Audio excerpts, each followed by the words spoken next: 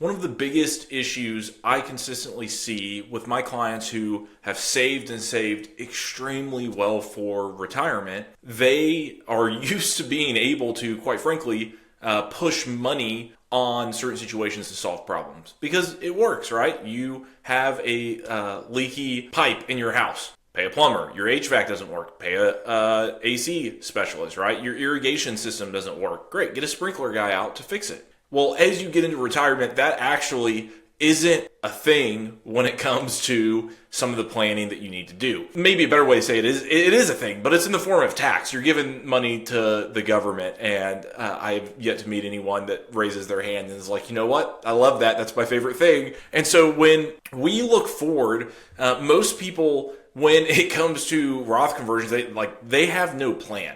They're just kind of figuring it out as they go along. And take it one step further, they really think Roth conversions is about moving money from income taxable traditional IRAs to tax-free Roth today so that they can then take money out of Roth in the future. And I have another video on my page here that actually shows you it's not usually about that. Your likelihood of touching those Roth dollars is actually pretty low if you've been an aggressive saver for retirement. The reality is you're doing that to control what's known as your required minimum distribution. Now, that's not what this video is about. What this video is about is the impact that Roth conversions can actually have on your children or even your grandchildren. From a legacy component, there's really a superpower that's built in there that I don't think gets talked about nearly enough in our industry. I've been doing financial planning for over 10 years, and this is one of the most consistent missed topics I see when I'm talking to clients. They either don't have a plan around it or they don't fully understand it. In this video, I'm going to show you what happens when you convert traditional IRAs or 401ks to Roth IRAs and the impact that's not only going to have on you, but also on your children when they come to inherit that money. Now, a quick note before we go any further. This video is meant for clients who are high income earners, aggressive savers, have very healthy retirement balances, and they want to pursue excellence in their financial plan. And they're thinking about the inheritance that they may or may not leave their children. This is not investment advice. It's not tax advice. I don't have a crystal ball that is going to tell the future or tell you exactly what you should do. Everyone's situation is unique, and we have to dig into the unique facts, goals, dynamics of yours to figure out how this applies or doesn't to you. You have to look at things like your tax bracket now and in retirement, your income now and in retirement, your goals, your spending habits, and so much more. I hate to say it, but the only way to know is to do the math for your own situation. Good news is, that's why I have a job. So let me introduce our hypothetical client here. We're going to call it Mr. LeBron James and Mrs. James. I've done a couple of these videos. I've used basketball players. It's funny. I don't even care about basketball at the NBA level or like even college. So I should probably use like some football players or maybe golfers. Golfers would be great. So stay tuned. Coming soon in a video near you. So LeBron James and his client, they have these awesome retirement accounts saved. You can see they got $1 million saved for retirement. Let's, look in a little bit more. They make, again, $250,000 a year. If you're like, Patrick, I make way more money than this, or I have way more money saved for retirement. Awesome. You're like most of my clients. Guess what that means to the power of this planning? Well, instead of saving this much in tax, you might save this much in tax. Or instead of converting this much, you might convert this much, right? Scale applies in many things just as it does here in retirement planning. And so let's dig into this client a little bit further here. So we have Mr. and Mrs. LeBron James, and they want to retire at 63, and they want their same monthly retirement expense, $10,000 a month. Now, when you look at this picture, 98, 99%, we feel great about both of those. But the difference here is huge, right? 11.1 million versus 9.5 million, $1.6 million difference. Well, what's the only difference in their retirement picture? Right here, tax strategy. You can see that proposed strategy. Now, these numbers, they're forecasted after tax end of life value that's a part of this picture. So we have to double click in. We really have to unpack what this means. And so while 98% as a retirement model and forecast looks good, that's not where you should stop because that's not the whole story. Okay, so a couple of things I want to point out here on this slide. This is our modeled retirement, taking distributions from 401ks and IRAs to get the after-tax number that Mr. and Mrs. client need And so you can see that we're taking out, starting at 63 when they want to retire, a pretty healthy value, and that's going up each year because we want them to keep up with inflation. And then you can see at 67, we get a really big drop down. Why? Social Security. It's beautiful. It's going to start putting money in their bank account, and their income needs are going to drop. Now, as we keep moving on here, you can see that their income starts going up and up and up, and they're going to take from their taxable brokerage account once they get to age 75 to meet that need. Why are they doing it this way? Well, because this was, in their model, how they said that they wanted to go about doing it. They wanted to take from their 401k and IRAs first, and then their taxable brokerage account.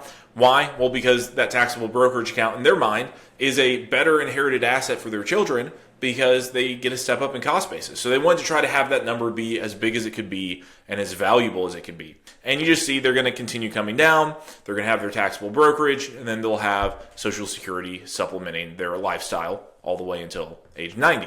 Now let's look at the difference of having a Roth conversion plan built in. So again, for this client under our current plan, you can see they take these distributions. This is all to live. And then at 75, they start taking a little bit more. Now, one of the things I want to call out here is you see this little tick up between age 74 and age 75. That's because required minimum distributions have kicked in, and now they're required to take even more money, right? We'll show you that right here. You can see that they're required to take more money out. You see this positive inflow of 132, right? Let me show it again on this slide. We're having a positive inflow of 132,000 total to the taxable brokerage account, right? Required minimum distributions. We're assuming that we're taking all 132,000 out at once, putting it in our taxable brokerage.